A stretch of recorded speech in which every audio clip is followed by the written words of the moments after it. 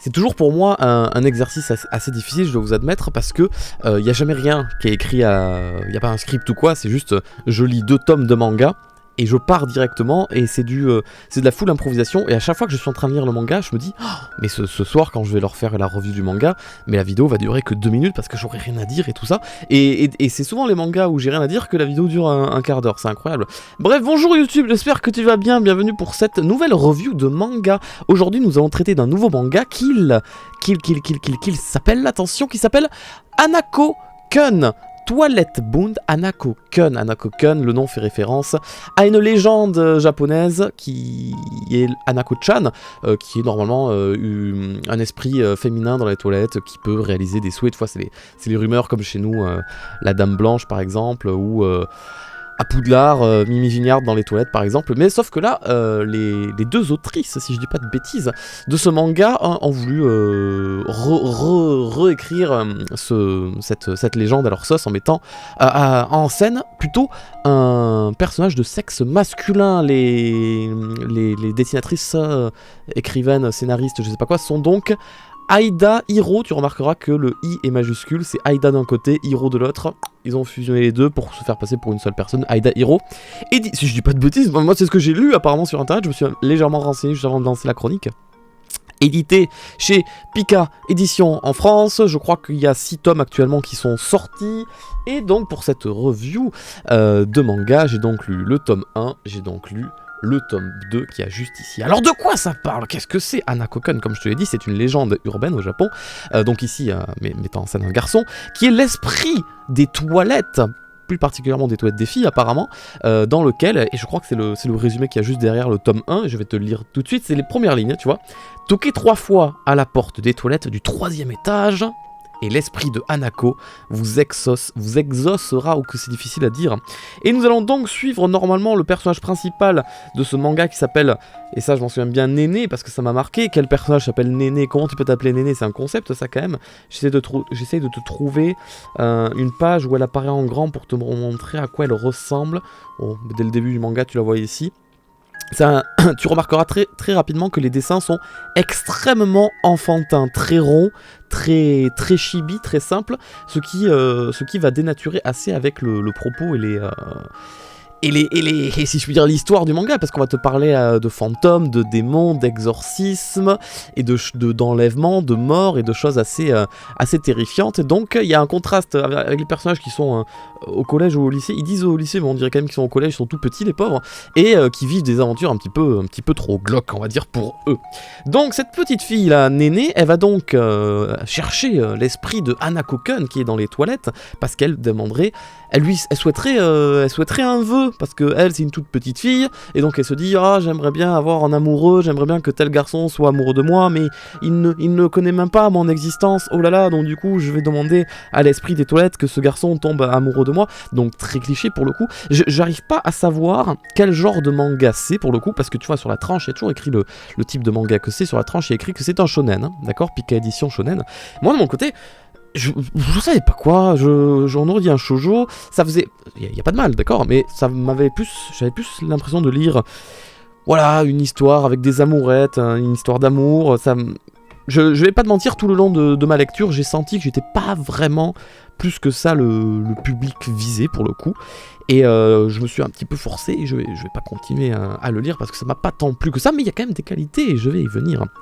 Donc on lui exauce un petit peu son... Attends, disons que Hanako-kun est un petit peu coquin dans son genre, un petit peu il s'est un petit peu moqué d'elle, et il lui a entre guillemets exaucé son vœu, mais pas vraiment.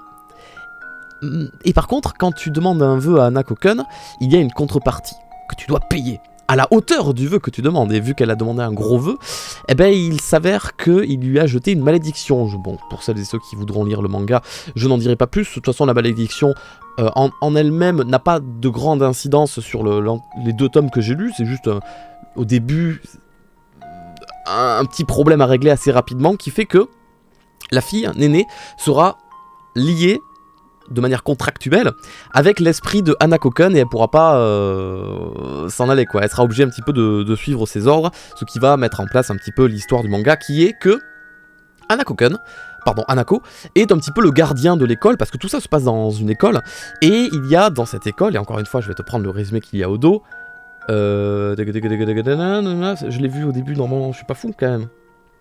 Merde, je suis fou, ça y est, ça commence. Mais il parlait de 7 grands mystères de l'école. Putain, je le vois plus, c'est bizarre. Il y a 7 grands mystères dans l'école, et les mystères sont incarnés par des démons, voilà, des fantômes, des sorts, des trucs comme ça, et Hanako va devoir je sais pas trop, les purifier, ou du moins les remettre sur le droit chemin. Et ce qui était intéressant pour le coup, en fait, toutes ces malédictions qu'il y a à l'école sont alimentées par les rumeurs des élèves. Tu vois, les élèves commencent à faire une rumeur sur un truc en particulier, genre celle que j'ai bien aimée, que j'ai trouvé très intéressante, c'était ouais, il y a un escalier à tel immeuble, à tel étage, il faut surtout pas monter cet escalier parce que il paraît que la 4e marche, si tu mets le pied dessus, tu es téléporté dans un monde où tu te fais trucider, tout ça, et tu vois, c'est le genre de rumeurs beaucoup trop grotesques, mais qui a quand même dans l'esprit de jeunes enfants, il y a quand même ce petit, et peut-être que si c'était vrai, qui fait qu'ils n'iront jamais dans cet escalier-là. Et en fait, les malédictions deviennent de plus en plus fortes et prennent de plus en plus de pouvoir et de puissance, parce qu'il y a des gens qui y croient aux rumeurs et qu'il y a des gens qui en ont peur du coup. Et donc Hanako est là pour rééquilibrer un petit peu tout ça. Donc du coup, effectivement, Hanako, Néné et un 3e personnage dont je tairai je dirais pas qui c'est, vont donc aller dans cet escalier. C'est un exemple que je prends, il y a plein d'autres choses qui se passent dans le manga.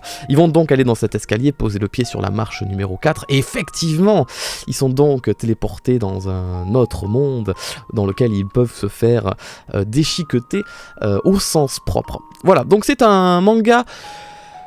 Alors, comme je l'ai dit, avec un aspect visuel assez mignon, chibi, rond, simple, tu vois, mais avec une atmosphère un peu glauque. Mais on rentre pas dans le gore, on rentre pas dans l'affreux, le terrifiant, je sais pas quoi, c'est vraiment...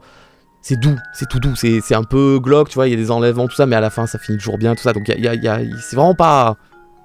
T'inquiète pas, je considère que c'est tout public, genre, le truc, qui pouvait être le plus violent entre guillemets, c'est qu'à un moment donné, pendant une scène de combat, le fantôme, il se fait planter un couteau, mais il y a juste voilà, la lame du couteau qui passe, il y a 3 gouttes de sang, il n'y a rien de violent, c'est un fantôme, en plus il est déjà mort, il peut pas mourir, donc voilà, de ce que j'en pense. Donc il y a des petites aventures qui se passent pour chasser les malédictions, pour les purifier, tout ça, mais sans réel fil rouge. On termine une aventure, il y en a une autre qui repart juste après, comme si c'était jamais rien passé avant, donc c'est assez bizarre, bien qu'il y a... les personnages de la première aventure, ce sont des petits lapins mignons, ils restent un petit peu, j'avoue. Et esthétiquement, alors, j'ai eu du mal esthétiquement parce que j'arrive pas à savoir si c'est beau ou pas, le dessin en vérité. J'ai ouvert complètement au hasard, là je vais te montrer une page par exemple. Je trouve que c'est un style de dessin qu'on n'a pas l'habitude de voir, en tout cas moi, c'était assez original. J'étais aussi un petit peu attiré en mode, tiens, c'est un petit peu nouveau, mais il y a eu beaucoup de pages à des moments donnés où j'étais perdu. J'arrivais pas bien à comprendre ce que je voyais, et j'ai pas cherché à plus comprendre que ça. Le dessin aussi joue beaucoup sur le noir et le blanc. Alors tu me diras, Farod, t'es con ou quoi? C'est un manga, ils peuvent que mettre du noir et du blanc en fait. Oui, mais... je saurais pas comment te l'expliquer encore une fois, mais il y a beaucoup de jeux avec le noir et le blanc que j'ai pas l'habitude de voir dans un autre manga. Comme si... je sais pas comment te l'expliquer, on travaille beaucoup plus... c'est vraiment, il y a pas plusieurs teintes de noir, c'est noir pur, blanc pur. Je sais vraiment pas comment m'expliquer, je suis désolé, j'arrive pas à trouver les mots. Mais ce qui fait que ça a un charme, c'est joli, c'est nouveau, t'as pas l'habitude de voir ça, mais t'arrives pas à savoir si c'est beau ou moche. Franchement, j'étais perdu. J'ai pas trouvé ça désagréable, mais il y a des moments où j'étais réellement un peu paumé. Et par curiosité, je suis allé voir l'animé. Parce qu'il s'avère que l'animé est sorti en 2020, avant la commercialisation du manga en France, du coup. Et l'animé est magnifique. Vraiment, les couleurs qui pètent et tout, c'est super beau. Donc, si vous voulez découvrir ça, peut-être que l'animé visuellement sera peut-être plus intéressant, mais j'ai entendu dire que l'animé avait un vrai problème de rythme, qui fait qu'on décrochait, et apparemment, il paraît aussi, mais là je apprends avec des pincettes, qu'il n'y aura pas de saison 2 qui sera conduite parce que ça n'a pas tant fonctionné que ça. Chose que j'étais étonné parce que j'avais l'impression d'en entendre pas mal parler, et il s'avère que pas vraiment final, tu vois. Donc c'était Twilight Moon Hanako-kun, j'ai lu les 2 premiers tomes, moi de mon côté je n'irai pas plus loin parce que ça m'a pas forcément attiré. Alors évidemment à chaque fin de tome, il y a toujours la page qui te dit « Oh putain, j'ai quand même envie de voir la suite » parce que ça s'arrête sur un cliffhanger très intéressant. Mais je me suis... Non, j'ai senti que c'était pas pour moi, il n'y avait pas le petit truc en plus qui me donnait envie d'aller voir ça. Mais je comprends la hype qu'il y a pu avoir autour de ce manga, il sort un petit peu de l'ordinaire, bien qu'il reste très classique pour le coup. Les histoires sont même assez courtes en soi, les chapitres, tu vois, c'est des mini-arcs qui tiennent sur quelques pages au final, genre un quart du manga, on a fait un démon et tout, on passe à l'autre après comme si de rien n'était, donc ça va très vite, et à la fois il y a des moments où je sens que le rythme est un petit peu lent. Il y a vraiment tellement de choses qui s'entremêlent dans mon esprit quand j'ai lu le manga. D'ailleurs, je l'ai pas lu d'une traite, pour tout te dire. D'habitude, les mangas, les 2 tomes, je les lis d'affilée. Là, je les ai lus sur 2 jours différents parce que il y avait des moments où j'étais en mode bon, voilà. Donc, mais c'est mon avis, évidemment. Et je suis sûr que dans le chat, il y a des gens qui doivent dire ah mais moi je l'adore, je suis pas du tout d'accord et tout ça. Et là, je suis bien d'accord. En tout cas, ce qu'on peut pas lui en retirer, c'est que les couvertures sont jolies. Elles dénotent totalement, et quand je les vois dans les magasins, à chaque fois elles me sautent aux yeux parce que ce soit le style de dessin, que ce soit la couleur, ça pète. Ça pète. Tu le remarques parmi les autres couleurs. J'aime beaucoup aussi les tranches. Chaque tome a une tranche de couleurs différentes avec la petite, le petit feu follet jaune comme ça. Et d'ailleurs le tome 5, je crois, il est jaune et le feu follet il est de couleur violette. C'est assez joli. Bref.